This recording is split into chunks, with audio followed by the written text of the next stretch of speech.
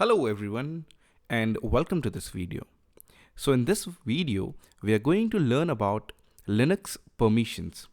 Linux permissions are very important and every one of you should know how these permissions work and how to implement these types of permissions. So let's quickly begin.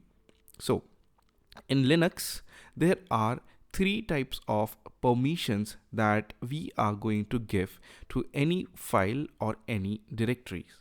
Now, these three permissions are, the first one is read, which is denoted by a symbol which is R.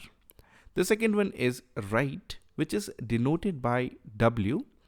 And the third one is execute, which is denoted by X. It is not denoted by E, it is denoted by X. So here we know that we have three permissions: read, write, and execute, X. Alright, so in Linux now there are three people to whom do we give permissions. Those are, the first one is a user, the second one is a group.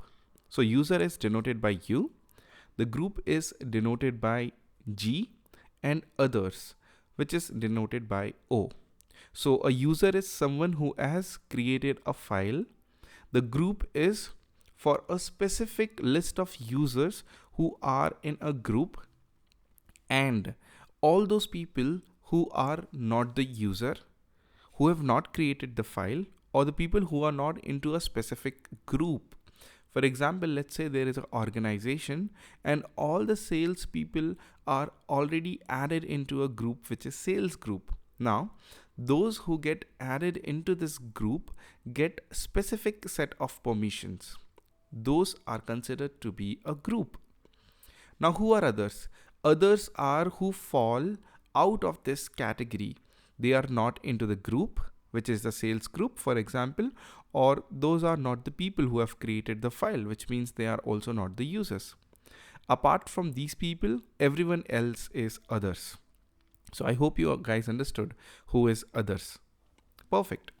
So now we need to give permission to these three people: user, which is denoted by U, group, which is denoted by G, and others, who is denoted by O. In Linux, you should know one thing, that the permissions are denoted this way for any file or any directory, which is read, write, execute, hyphen, read, write, execute, hyphen, read, write, execute. The first block is for the user, the second block is for the group, and the third block is for others. So this is how the permissions are given to user, group, and others. Now, in the first block, if it is written as RWX, that automatically means that user has got the read, write, and execute permission, which means the user has all the permissions.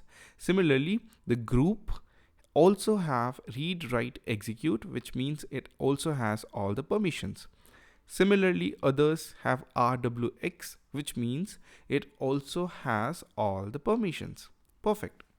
Now, let's go to our terminal and let's try to see the permissions for the file which is XYZ. Now here the command to see the permission is ls-all, through which we are getting the detailed information of a file which we have created, and the file name is XYZ. Here you can notice the permissions that are being given is rw -r -r --. Now here you should understand the first block is for user, the second block is for the group, third block is for others, as we have learned till now. So this automatically means that the user has read and write permission, the group has read permission, they cannot write, and others have only and only read permission. Okay, so here we know that what are the permissions that are being given. Remember, there is no execute permission given to anyone.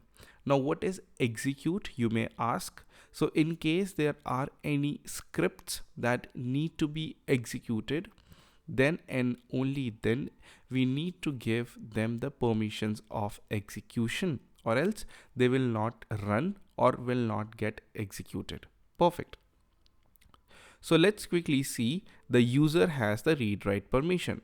So let's see who is the user currently, and the user is root.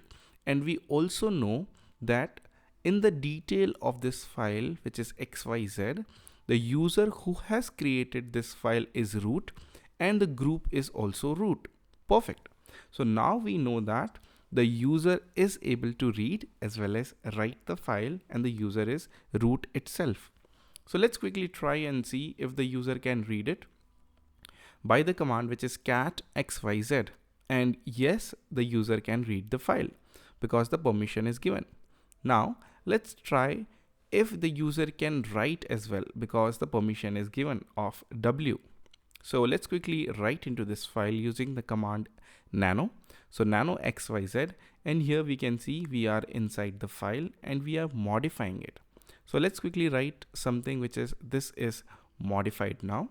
Let's try to save this. We have saved it, and let's try to read it now and see if our changes reflect over there or no.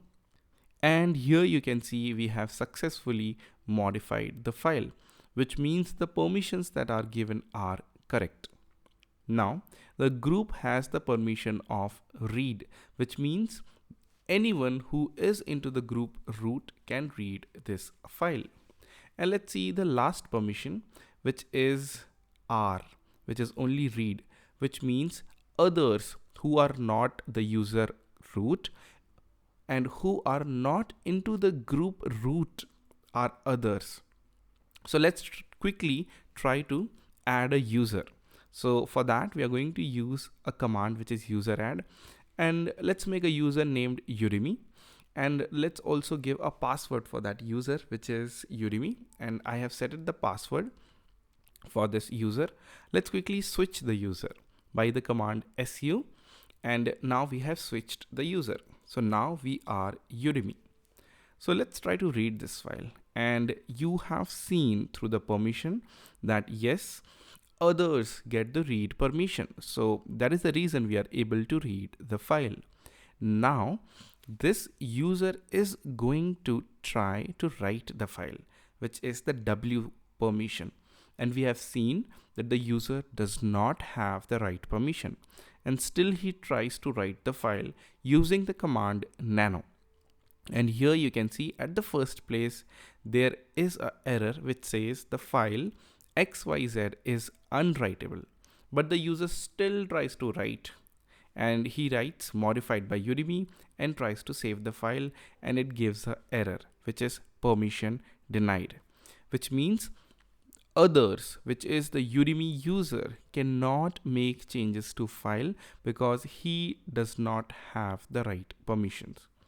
So let's quickly switch back to the main user, which is the root user who has made the file, and let's see if there are the changes that have been done by the Udemy user or no.